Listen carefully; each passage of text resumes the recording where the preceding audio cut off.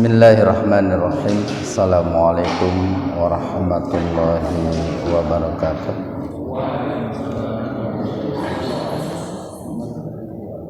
Innal hamdalillah nahmaduhu wa nasta'inuhu wa nastaghfiruh.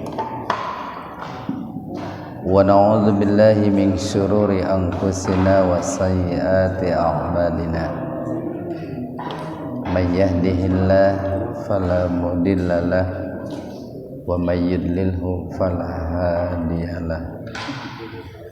Asyhadu an la ilaha illallah wahdahu la syarikalah wa asyhadu anna Muhammadan abduhu wa rasuluh alladzi la nabiyya wa la rasula ba'dah.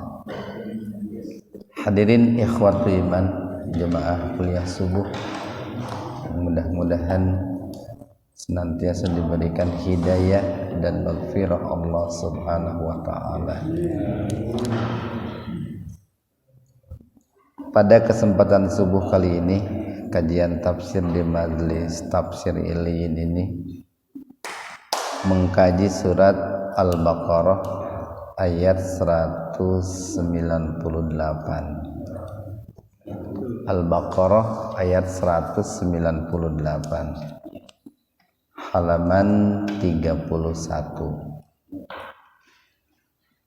Halaman 31 Al-Baqarah ayat 198. Kita bahas tajwidnya dulu. Lai mad lain. Huruf ya didahului oleh fathah. Ya mati didahului fathah, walaupun dibacanya tidak sepanjang ketika jatuh pada waqaf.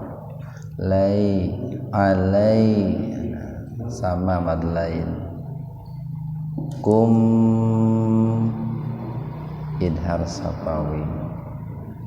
Mim mati ketemu dengan jim, jadi betul-betul dibaca jelas di bibir. Juna mantabi alif khun idhar khalqi, domatain ketemu dengan hamzah, jadi betul-betul dibaca jelas di tenggorokan. Idhar itu jelas, khalqi itu tenggorokan. Ang ihfa hakiki. Ihfa itu samar-samar, hakiki itu betul-betul. Jadi betul-betul dibaca samar. Nah, biar betul-betul dibaca samar, ya, tahan dua ketukan. Tab qalqalah sugro. Jadi huruf ba sukun mati di tengah-tengah kata.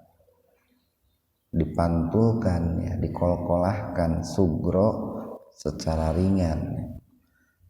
Tab tagu matabi wawu fam. Nah, ini bukan huruf kolkolah, jadi jangan pada.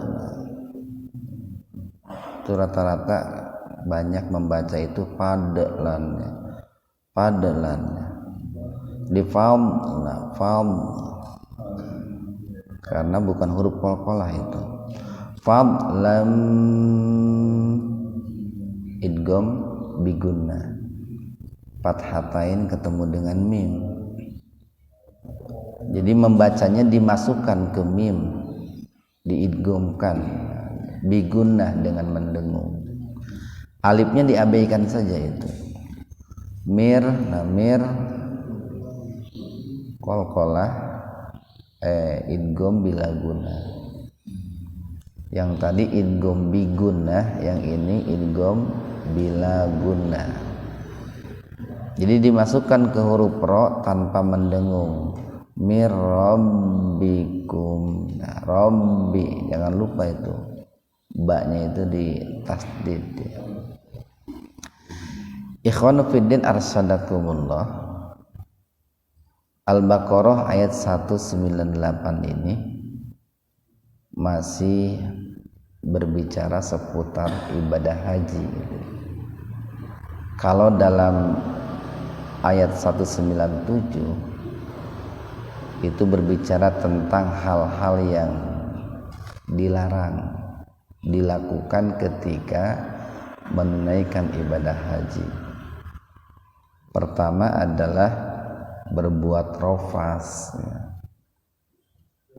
Jumhur ulama rata-rata menafsirkan rofas itu berhubungan badan, ya. Berhubungan suami istri, itu dilarang. Kalau sebelum tahallul sani, ya, mencukur rambut yang kedua, itu dilarang. Kemudian yang kedua berbuat fusuk, ya.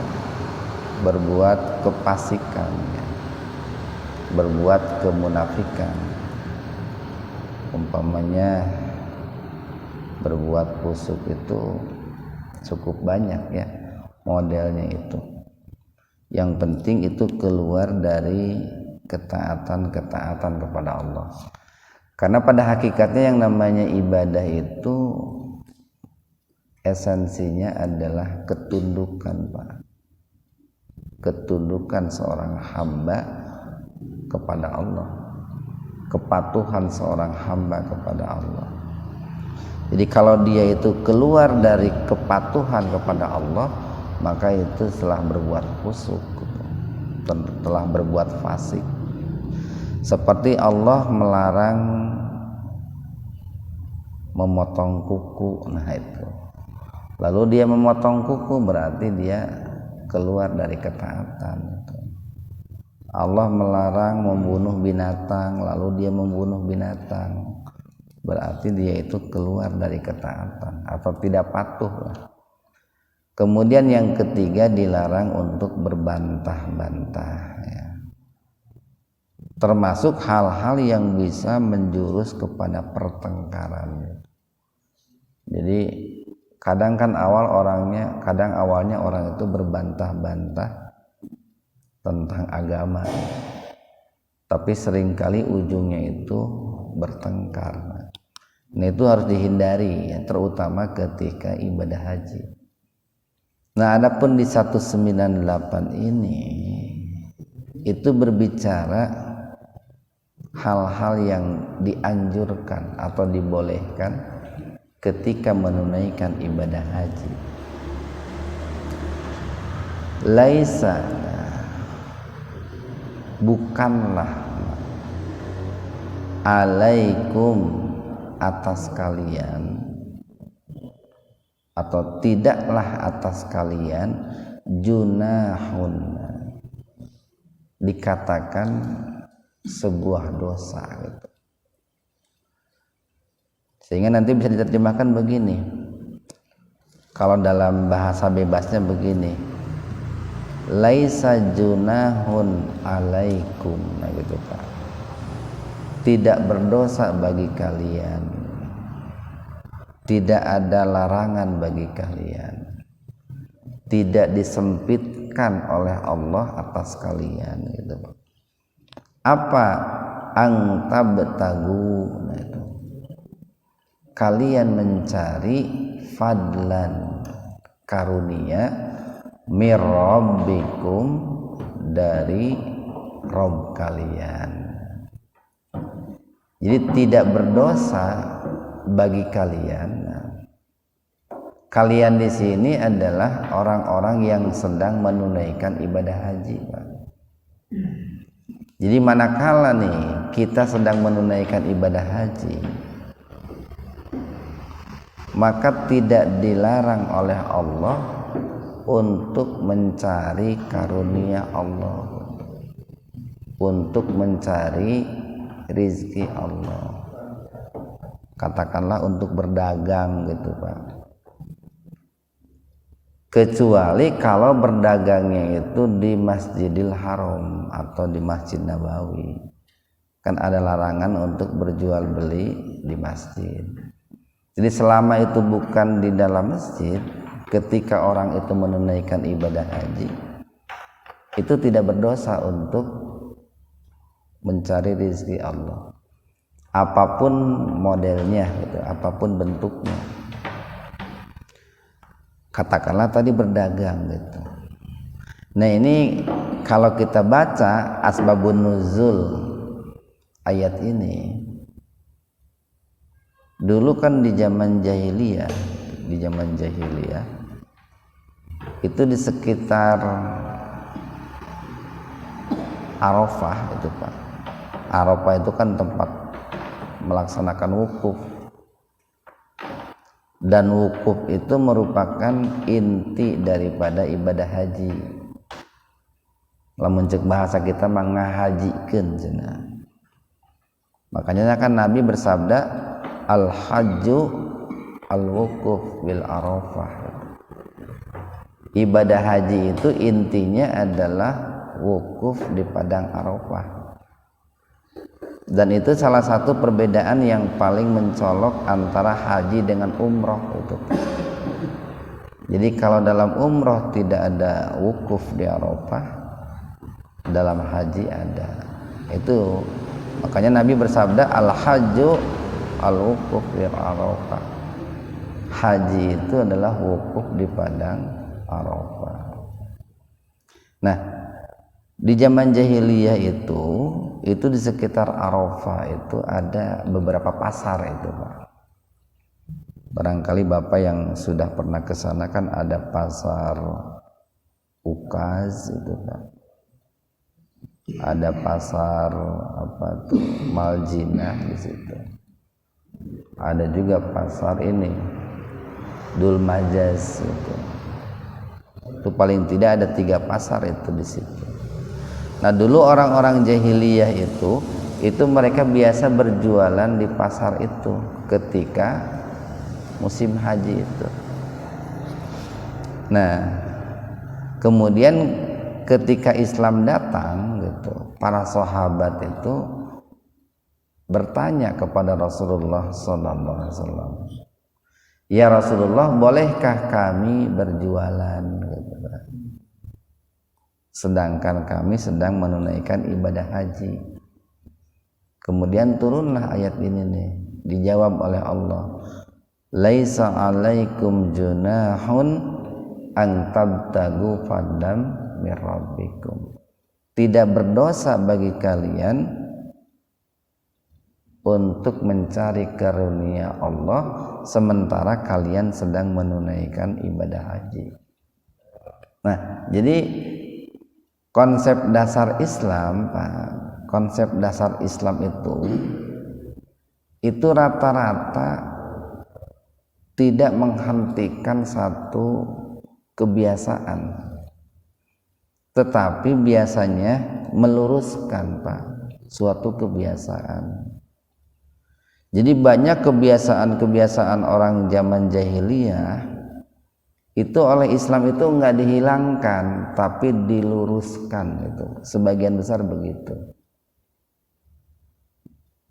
Seperti ini nih, seperti orang biasa melakukan transaksi jual beli ketika ibadah haji. Nah, itu tidak dilarang melakukan transaksi jual beli, tetapi teknisnya lah atau caranya yang diatur gitu, caranya yang diatur. Nah seperti itulah rata-rata Islam itu menyikapi hal-hal yang sudah dilakukan sebelumnya. Sebelumnya dulu kan ada yang namanya saum Asyura, saum pada tanggal 10 Muharram. Tapi oleh Nabi kan tidak dihilangkan, cuman ditambah jadi 9 dan 10. Itu untuk membedakan. Nah biasanya Islam itu seperti itu. Sebelumnya orang-orang itu sudah terbiasa tawaf mengelilingi Ka'bah, tetapi tawafnya dengan telanjang gitu. Maka diluruskan dengan Islam itu, tawafnya itu dengan memakai pakaian ihram gitu. Nah sebetulnya kita pun pada dalam hidup itu seperti itu. Jadi umpamanya nih dalam keluarga ada orang itu yang punya karakternya itu keras gitu ya. Sebetulnya bukan dihilangkan karakter kerasnya, tapi karakter kerasnya itu digunakan, diluruskan sehingga digunakan di jalan yang benar gitu. Seperti dulu kan Umar bin Khattab itu kan punya karakter tegas, keras. Oleh Rasulullah itu nggak disalahkan karakter itu. Itu kan karakter itu di samping dibentuk oleh lingkungan, ada juga pengaruh dari pembawaan, Pak. Tetapi sifat tegas dan kerasnya Umar itu oleh Rasulullah diluruskan, digunakan untuk membela Islam. Nah seperti itu, Pak, rata-rata atau sebagian besar konsep Islam itu seperti itu. Nah, jadi tidak berdosa orang ketika menunaikan ibadah haji lalu mereka itu mencari rizki Allah, karunia Allah.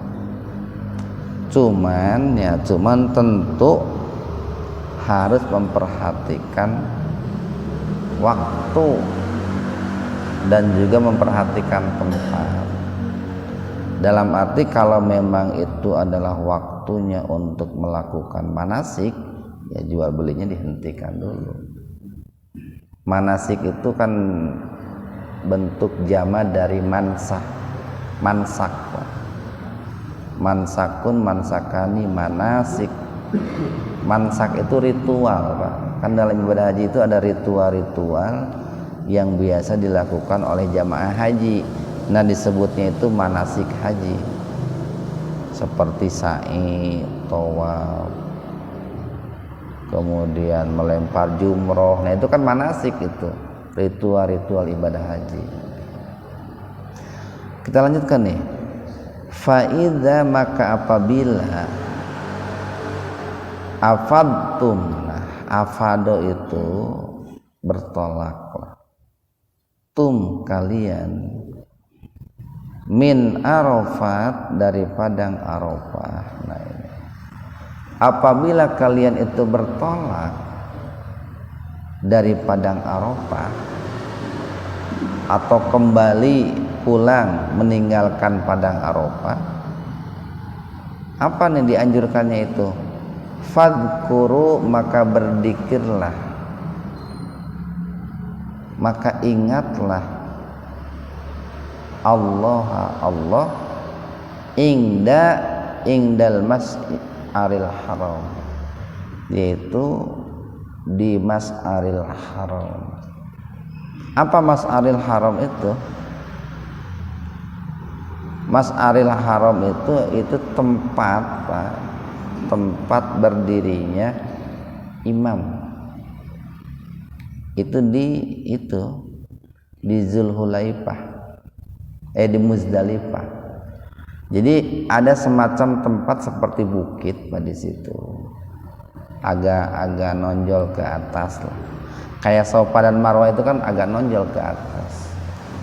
Nah, kemudian biasanya imam itu berdiri di situ.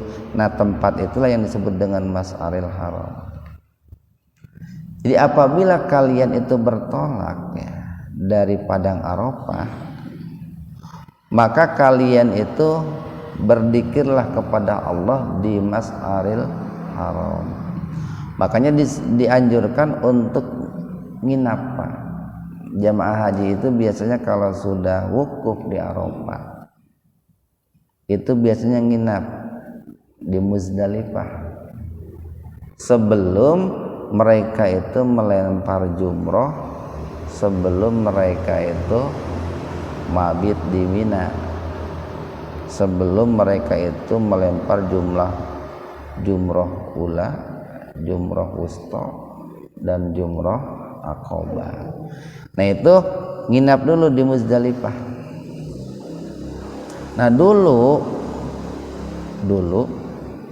ada orang-orang Hams itu orang-orang Quraisy Mekah itu yang dikabarkan mereka itu adalah orang-orang yang sangat semangat Pak dalam beribadah itu. Semangat dalam beribadah itu. Nah, dikarenakan banyak orang-orang yang jahiliyah, ini cerita ibadah haji di zaman jahiliyah Pak ya. Jadi banyak orang-orang yang menunaikan ibadah haji di zaman jahiliyah itu mereka melakukannya dengan telanjang gitu. Makanya orang-orang Hams itu tidak mau untuk wukuf di Arafah gitu. Mereka tidak mau untuk wukuf di Arafah, sehingga mereka itu lebih memilih untuk tinggal di Masjidil Haram dengan alasan karena mereka tidak mau melihat itu aurat itu. Nah, oleh Islam itu diluruskan Pak, diluruskan. Bukan tidak boleh wukuf di Arafah. Wukuf di Arafah tapi menutup aurat gitu, dengan cara memakai pakaian ihram gitu. Jadi orang yang wukuf di Arafah dengan telanjang dulu diakui, tapi disempurnakan dengan menutup aurat. Orang-orang yang dulu tidak mau ke Arafah dianjurkan ke Arafah karena cara ibadah hajinya sudah berbeda, cara wukufnya sudah berbeda. Nah, itu kan luar biasanya Allah itu dalam meluruskan sebuah kesalahan. Jadi tidak semua yang dipandang salah itu mesti dipangkas atau mesti ditiadakan, tetapi bisa dengan cara diluruskan. Nah, jadi kalau seandainya sudah selesai wukuf di Arafah, maka diperintahkan itu untuk berzikir kepada Allah. Bagaimana berzikirnya? Nah, kan begitu. Zikir itu kan ingat. Kenapa orang itu berzikir? Ada dua penyebab, Pak. Ada dua penyebab orang itu zikir. Satu karena lupa. Ya. Kalau orang itu lupa, maka dia berzikir, dia ingat gitu Pak, mengingat gitu. Yang kedua penyebab orang zikir itu karena ingat. Kita ingat kepada Allah kemudian zikir kepada Allah. Orang lupa sehingga dia berbuat salah, berzikir juga kepada Allah itu. Itu luar biasanya yang namanya zikir itu. Jadi zikir itu bukan hanya disebabkan karena lupa atau bukan hanya disebabkan karena ingat, tapi justru zikir itu disebabkan karena lupa dan karena ingat. Kita lupa, kita pun berzikir kepada Allah. Kita ingat, kita pun berzikir kepada Allah Subhanahu wa taala. Nah, selesai menunaikan wukuf di Arafah itu diperintahkan untuk berzikir. Kenapa? Ini kalau kita lihat nih, nanti Asbabun Nuzul ayat 199, Pak. Jadi bagaimana nih zikirnya? Zikir kepada Allah, zikrullah, Pak. Ketika orang itu selesai menunaikan wukuf, satu nih Pak, ada zikir yang bernuansa tauhid. Zikir yang bernuansa tauhid itu seperti ini. Kita mengucapkan lafaz talbiyah itu Pak. Labbaik Allahumma labbaik. Labbaik la syarika laka labbaik. Innal hamda wan ni'mata laka wal mulka la syarika laka. Nah, itu zikir. Zikir dengan lisan yang di dalamnya itu kental dengan nuansa-nuansa tauhid. Jadi ungkapan lafaz talbiyah itu menunjukkan bahwa kita itu betul-betul menunaikan ibadah haji itu itu semata-mata menyambut undangan Allah, itu Pak. Semata-mata menyambut undangan Allah, bukan menyambut undangan yang lain. Kemudian ada juga zikir yang berkaitan dengan ini, dengan ta'abudiyah ya, dengan syariah. Zikir yang berkaitan dengan hal-hal yang bernuansa ibadah. Umpamanya nih Pak, setelah nginap di Muzdalifah kemudian melempar jumroh, di situ kan dianjurkan untuk berkurban, menyembelih hewan kurban. Kan hari tasyrik itu Pak. Di hari tasyrik itu dianjurkan untuk menyembelih hewan kurban. Kemudian ada juga zikir kepada Allah itu kita ingat kepada Allah walaupun sudah melakukan tahallul ya, mencukur rambut yang pertama, kan ada beberapa larangan yang tetap tidak boleh dilakukan. Oh ini tidak boleh kata Allah, itu kan ingat kepada Allah Pak. Jadi kan tahallul pertama itu tidak semua larangan itu dibolehkan, baru kalau sudah tahallul yang kedua semua larangan itu dibolehkan. Nah itu jadi cukup banyak nanti yang disebut dengan dzikir kepada Allah indal mas'aril haram. Kita lanjutkan nih, wadkuruhu. Nah, wadkuru dan ingatlah kalian hu kepada Allah. Kenapa kok di sini pakai hu? Domir ini Pak, hu itu domir. Domir itu kata ganti. Karena kan sebelumnya sudah disebut. Jadi kalau yang di atas itu fadkurullaha, berzikirlah kepada Allah. Kalau yang di sini karena mengulang, maka lafaz Allahnya diganti dengan hu. Jadi wadkuru dan ingatlah kepadanya, gitu, Pak. Maksudnya kepada Allah kama seperti halnya hadakum, Allah telah memberikan hidayah, petunjuk kepada kalian. Nah dari sini kelihatan Pak bahwa ketika Allah itu memberikan hidayah, itu sebetulnya salah satu bentuk bahwa Allah itu ingat kepada seorang hamba. Makanya orang yang diberi hidayah itu bahagia sekali Pak. Itu sebuah pertanda dia itu diingat oleh Allah. Seperti halnya orang itu berzikir, dia ingat kepada Allah, kemudian Allah berikan hidayah. Nah ketika Allah berikan hidayah itu bukti bahwa Allah itu ingat kepada dirinya. Wa in jika kuntum keadaan kalian min qablihi sebelumnya lamina sungguh min termasuk az-zalimin orang-orang yang zalim. Li wadkuruhu kama hadakum wa in kuntum min qablihi laminaz zalimin.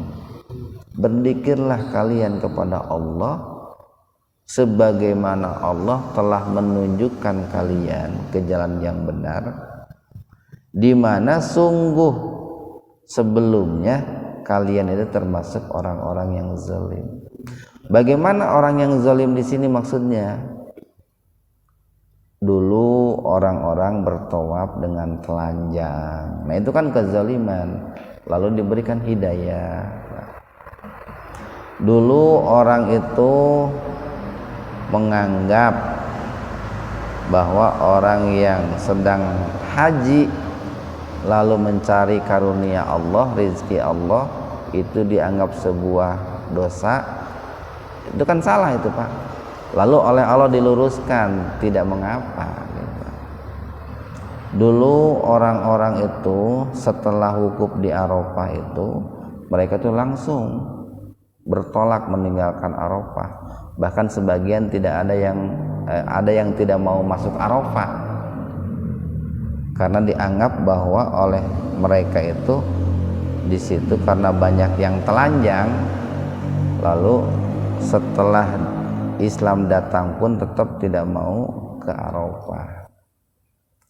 Seperti kan halnya dalam pertemuan yang lalu telah kita sampaikan bahwa di antara para sahabat itu ada yang tidak mau menyembelih hewan kurban di Safa dan Marwah. Kenapa? Karena dulu orang-orang jahiliyah suka menyembelih hewan kurban di Safa dan Marwah, kemudian dipersembahkan kepada berhala, Pak.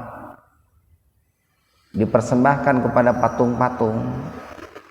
Nah, karena dulunya seperti itu, tempat itu dijadikan seperti itu, ketika Islam datang pun para sahabat itu nggak mau nyembelih hewan kurban di situ. Lalu turunlah ayat. Kemudian Rasulullah mengatakan, tidak mengapa kalian itu berkurban di sini. Yang membedakannya, dulu mereka itu niat kurbannya karena berhala, sekarang kalian niat kurbannya karena Allah. Nah, dengan seperti itu maka menjadi boleh, Pak. Menjadi boleh. Kita lanjutkan nih. Tsumma kemudian afidu. Nah, afidu. Bertolaklah kalian min haitsu sebagaimana afadha telah bertolak annasu manusia. Nah, ini asbabun nuzulnya tadi yang saya katakan. Dulu ada sebagian orang ketika menunaikan ibadah haji itu mereka tidak mau bertolak dari Padang Arafah. Kenapa? Karena tadi dianggap Padang Arafah itu adalah tempat yang dulunya tidak baik. Sehingga turunlah ayat ini nih, yang merupakan perintah dari Allah, bertolaklah kalian sebagaimana orang lain itu bertolak. Atau bertolak itu apa tuh bahasa kitanya itu ya? Meninggalkan suatu tempat kan bertolak itu, Pak. Nah, cuman kan caranya yang diluruskan gitu, Pak. Caranya yang diluruskan. Kalau dulu dianggap sebuah kezaliman, itu dikarenakan di situ banyak kemaksiatan, Pak. Ada orang-orang yang melakukannya dengan telanjang gitu. Nah, sekarang kan tidak boleh dengan telanjang itu. Mereka diperintahkan untuk menutup auratnya dengan memakai kain ihram. Nah, setelah memakai kain ihram, maka mereka itu diperintahkan untuk bertolak dari tempat itu. Jadi kayak begini, Pak nih, kayak begini. Umpamanya nih, di Masjid Muhajirin itu banyak penyimpangan gitu. Umpamanya banyak penyimpangan. Nah, lalu kemudian suatu hari itu di Muhajirin itu mendapatkan hidayah lurus kembali. Nah, ketika Muhajirin itu sudah benar, maka kita itu tidak usah ragu untuk datang kembali melaksanakan sholat di Masjid Muhajirin itu. Jadi jangan sampai gara-gara di sini dulu banyak penyimpangan atau hari ini banyak penyimpangan, lalu di kemudian hari kita pun tidak mau ke Muhajirin. Bukan begitu. Kalau sudah lurus, sudah berada di jalan yang benar, tidak mengapa kita datang lagi. Nah, asbabun nuzul Al-Baqarah 199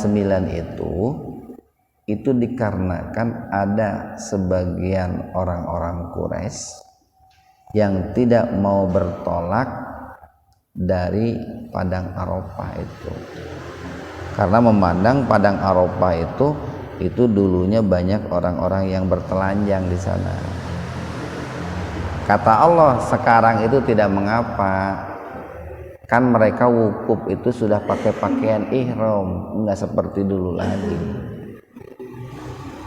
Kemudian nih perintah berikutnya, wastagfiru, dan beristighfarlah kalian Allah kepada Allah.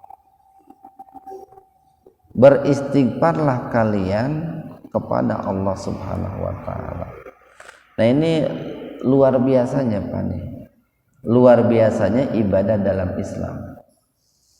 Bayangkan saja nih, setelah orang melakukan rentetan manasik haji gitu, dari mulai ihram gitu ya Pak, kemudian tawaf, kemudian sa'i, tahallul, kemudian ihram haji, kemudian setelah ihram haji mereka pun wukuf di Arafah. Setelah wukuf di Arafah melempar nginap di Muzdalifah, lalu melempar jumroh Aqabah, tahallul lagi, kemudian mabit di Mina, kemudian tawaf, sa'i. Selesai itu Pak, selesai ibadah haji itu. Tandanya selesai ibadah haji itu diakhiri dengan itu Pak. Biasanya tawaf ya. Itu yang disebut dengan tawaf ifadah. Tawaf ifadah, kemudian sa'i. Nah, ditutup dengan tawaf wada itu Pak. Tawaf wada itu tawaf penghabisan atau tawaf perpisahan, di mana jamaah haji itu akan meninggalkan kota suci itu.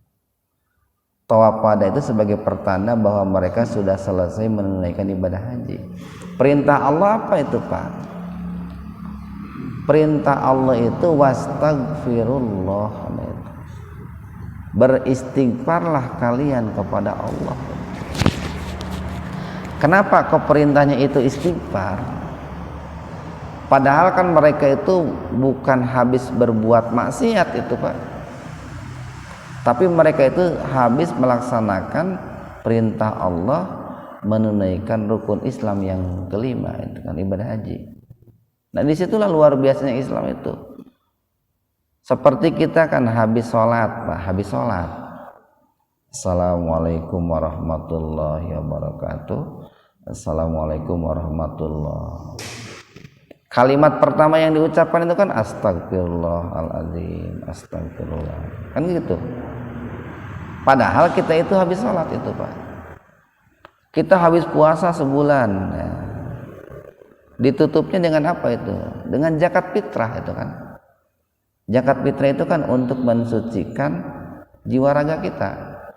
Padahal kita itu habis mensucikan jiwa raga kita selama 1 bulan.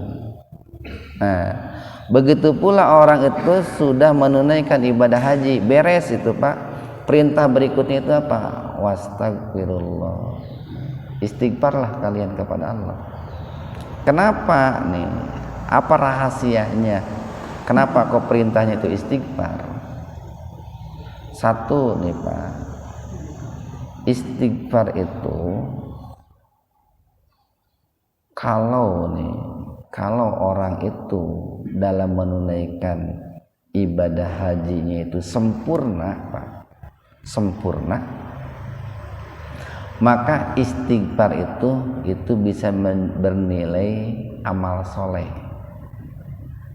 bernilai amal soleh yang membuahkan tabungan pahala kalau ibadah hajinya itu sempurna.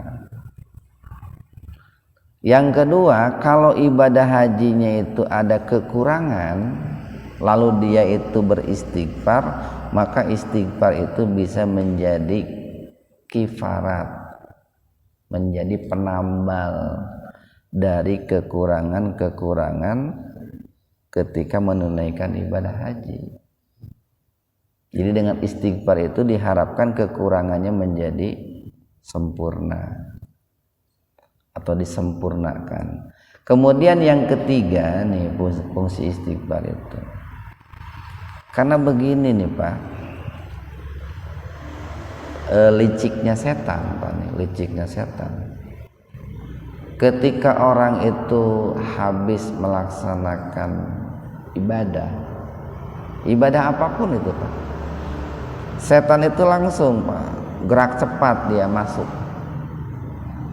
gerak cepat masuk, sehingga akan muncul, kalau orang itu enggak hati-hati, kalau orang itu lalai, itu akan muncul bukan hanya rasa bahagia, tapi akan muncul rasa sifat sombong.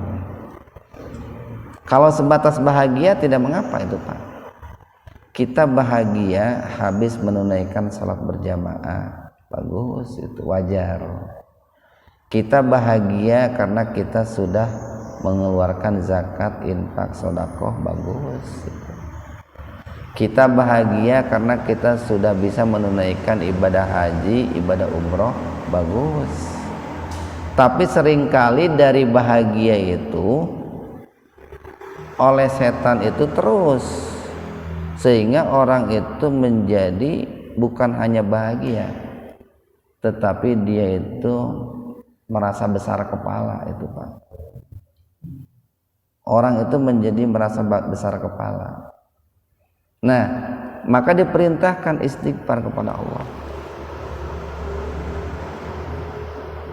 Habis ini nih, kalau nggak hati-hati, kita habis sholat, bisa saja setan itu merasuki jiwa raga kita itu, sehingga kita itu merasa berbangga diri gitu Pak.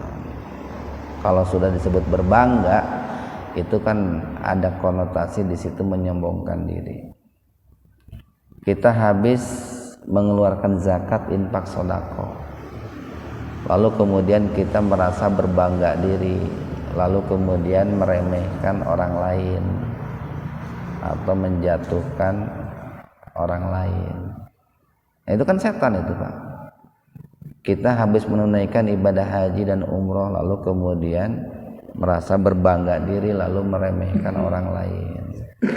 Nah, maka Allah perintahkan untuk istighfar, sehingga seringkali orang habis menunaikan ibadah haji atau umroh itu, begitu pulang ke kampung halamannya itu kadang tidak sadar gitu Pak, tidak sadar dia itu mengucapkan kalimat-kalimat yang menunjukkan kesombongan dirinya gitu Pak. Oh cenah si itu mah kamari ke ibadah haji teh hayang cai ge cenah mani hararese cenah, urang mah cai teh cenah jual dararatang gitu. Oh si itu mah cenah kamari teh hayang keluar ti Masjidil Haram teh sasab deui, sesat lagi. Saya mah alhamdulillah pulang ti Masjidil Haram teh aya wae nu ngaduk nungtun cenah gitu. Aya wae nu ngabingbing gitu. Nah itu kan secara tidak sadar dia itu menjatuhkan orang lain dan membanggakan dirinya sendiri itu Pak. Maka Allah perintahkan beristighfarlah kalian itu. Wastagfirullah gitu. Supaya tidak muncul sifat ujub gitu Pak. Innallaha, sesungguhnya Allah Ghafurun, zat yang maha pengampun, Rahimun, dan juga zat yang maha penyayang. Nah ini kan sebetulnya sebuah kabar gembira nih Pak, sebuah kabar gembira. Nah makanya disinilah kita pentingnya thalabul ilmi itu Pak. Kenapa? Karena barangkali ada orang-orang yang ketika melakukan berbangga diri itu dia tidak sadar gitu, tidak sadar kalau membanggakan diri setelah dia menunaikan ibadah baik sholat, zakat, puasa atau haji itu bisa merusak gitu, bisa merusak. Makanya dengan ilmu itu kan kita bisa menghindari Pak, dengan ilmu itu bisa menghindari. Atau paling tidak begini, kalau orang sudah tahu ilmunya, kalau dulu biasanya habis sholat suka muncul rasa ujub, habis zakat suka muncul rasa ujub, setelah tahu ilmunya paling tidak akan ditinggalkan gitu. Tidak terus dipelihara sifat itu. Nah itu mudah-mudahan ada hikmah dan manfaatnya untuk kita semua. Kemudian subhanakallahumma rabbana wa bihamdika astaghfiruka wa atubu ilaik. Sekian, assalamualaikum warahmatullahi wabarakatuh.